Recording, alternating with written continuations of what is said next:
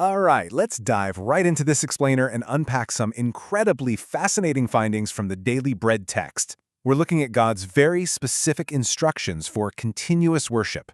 Today, we're exploring a profoundly important concept straight from the Bible and seeing exactly how historical directives given to priests translate directly into how we manage our own daily dedication. We're going to look really closely at a specific passage that centers entirely on a fire that literally must never go out. It's a powerful visual, right? And a strict command, for sure.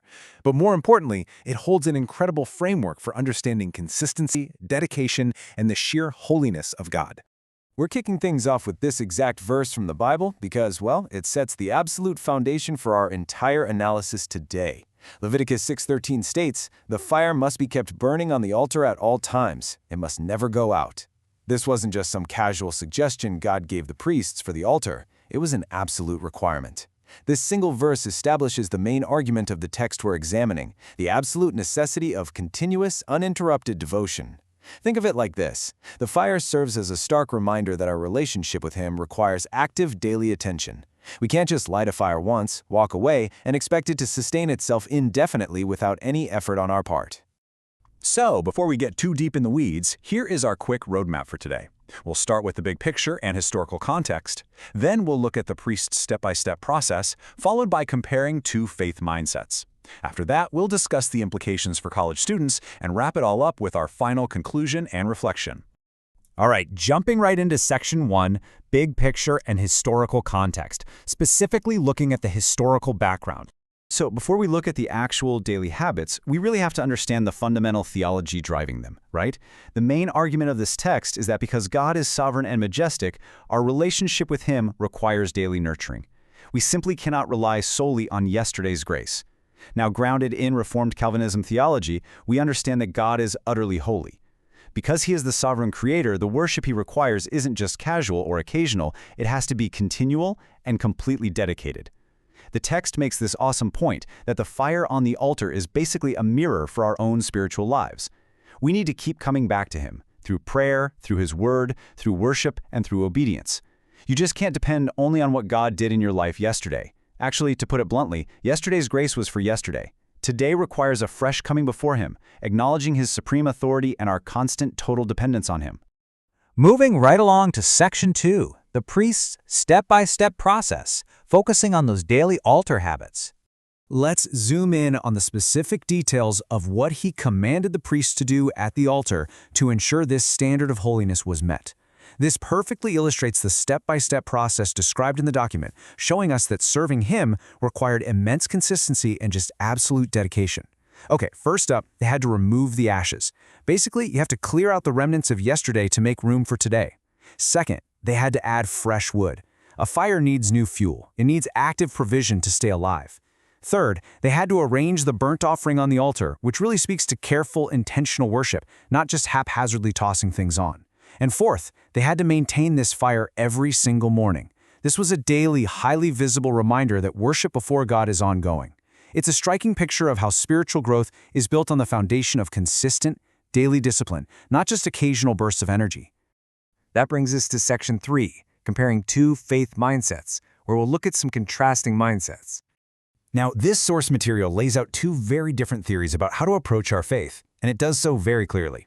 There's this huge, stark contrast between waiting until you feel spiritually motivated to pray versus maintaining a daily discipline by relying on His grace. The text directly addresses a super common modern pitfall: motivation-driven faith. You know the feeling. It's when our relationship with God becomes something we only focus on when we happen to feel inspired. But insights from the text tell us that true spiritual growth actually requires consistency. The instruction here is crystal clear. Don't wait until you feel spiritually on fire to pray or open Scripture. You literally have to start right where you are. Just as the priests had to physically tend the fire each day regardless of how they were feeling, we must continually make room for God in our lives.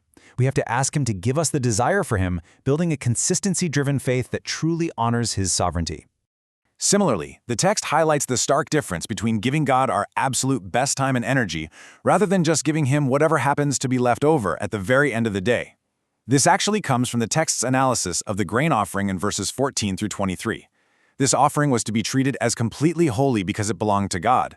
The application here is profound, guys. Our time, our gifts, our energy, our attention, it all belongs to Him. Serving God shouldn't just be the thing we do with whatever time is left over after we've done everything else for ourselves. Treating Him as holy means giving Him our prime focus. Giving Him our leftovers treats His worship as ordinary, which totally contradicts the very nature of who He is. Moving to Section 4, Implications for College Students, and the idea of prioritizing God.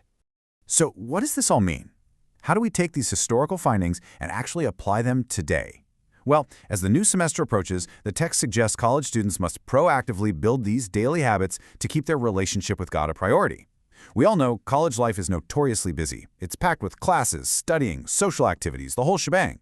If a student operates on a leftover mentality, God is just going to get pushed out of the schedule completely. The text urges students to look closely at their schedules to see if God is actually a priority. The absolute key takeaways here are to explicitly protect time for prayer, commit to reading Scripture daily, and prioritize worship. You really have to decide right now, before the semester gets totally overwhelming, exactly how you're going to protect that time. It requires serious planning and intention to ensure the altar of your daily life always has fresh wood and a burning fire. And finally, Section 5, Final Conclusion and Reflection. Let's talk about how to keep the fire burning. Let's summarize the key findings and really reflect on what we've learned from this incredible text. The ultimate takeaway here is that doing all for His glory requires us to intentionally seek Him each and every day, rather than simply going through the motions. The text features this absolutely beautiful prayer asking God to help us serve Him with a willing heart. You see, we aren't just completing a routine for the sake of discipline, we are responding to His continual grace. Because He is faithful every single day, our response has to be coming to Him daily with a heart that truly wants to honor Him, giving Him our absolute best time and attention. It's really all about keeping the fire burning for God out of a deep, profound reverence for His holiness. Based on the text, I really want you to ask yourself what practical routine you can start today, right where you are. What is one habit you can build that will help you consistently stay close to God? Maybe it's waking up just 15 minutes earlier to read the Bible. Maybe it's a dedicated time of prayer during your commute. The historical mandate to the priests wasn't some abstract concept. It was a highly specific physical action every single morning. In the exact same way, your habit needs to be a specific, measurable action that you can rely on, completely regardless of your shifting daily motivation. Finally, I want to leave you with this really provocative thought from the source material. Take a close look at your schedule today and ask yourself what needs to change to truly give Him your best. Are you giving God your best or mostly what is left over? It's a challenging question for sure, but a totally necessary one if we're going to take the command in Leviticus seriously. The fire must never go out. I highly encourage you to review your daily routines today and ensure you're providing the fresh wood and dedicated attention that honors His sovereign place in your life. Thank you so much for joining me for this explainer, and I truly hope this sparks a renewed, burning dedication in your own daily walk.